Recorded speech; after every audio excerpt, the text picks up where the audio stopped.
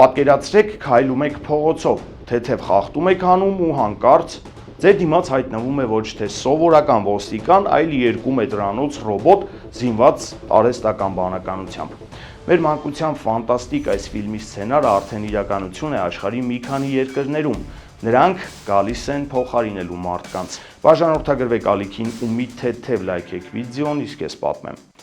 Այսօր կքանդենք միֆերն ու իրականությունը, թե որտեղ են ռոբոտները վերահսկում փողոցները,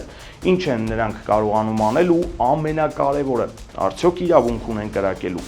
Առաջին կանգառը Չինաստանն է։ Այստեղ արդեն վաղուց չեն զարմանում, երբ խաչմերուկում նկատողություն է անում դրոիդը։ Նրանք աշխատում են 24/7 ռեժիմով, առանց սուրճի ընդմիջման ու հոգնածության։ Չինական ռոբոտ ոստիկանները տեսնում են ամեն ինչ։ Անցար փողոցը սխալ տեղով, նրա տեսախցիկը վայրկենապես ճանաչում է քո դեմքը, կապվում է բազայի հետ ու վերջ, տուգանքն արդեն մակագրված է։ Էլ չեմ ասում այն մոդելների մասին, որոնք հատուկ սարքված են զանգվածային անկարգությունները ցրելու համար։ Տեղափոխվենք ապագայի ամենաշքեղ քաղաք՝ Դուբայ։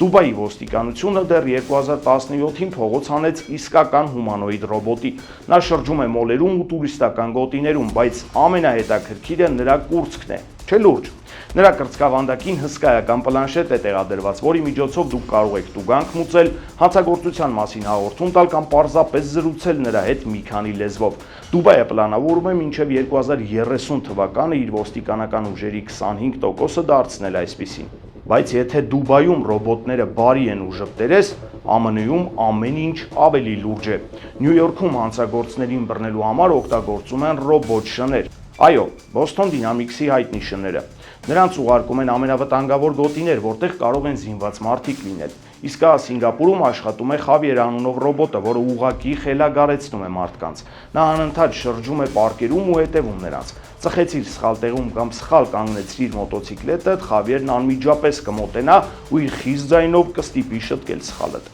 Եվ այստեղ առաջանում է գլխավոր հարցերից մեկը, որը բոլորիս անհանգստացնում է։ Կարող են արդյոք ռոբոտները զենք կիրառել մարդկանց դեմ։ Բարեբախտաբար դեռ ոչ։ Ներկայումս այս ռոբոտներից ոչ մեկը չունի զենք եւ չի կարող ձերբակալել մարդուն։ Նրանք պարզապես ոստիկանության արհեստական աչքերն ու ականջներն են, բայց տեխնոլոգիաներն այնքան արագ են զարգանում, որ ոչ ոք չգիտի, թե ինչ կլինի վաղը։ Բաժանորդագրվեք ալիքին ու հիշեք, այստեղ դուք կգտնեք ամեն ինչ։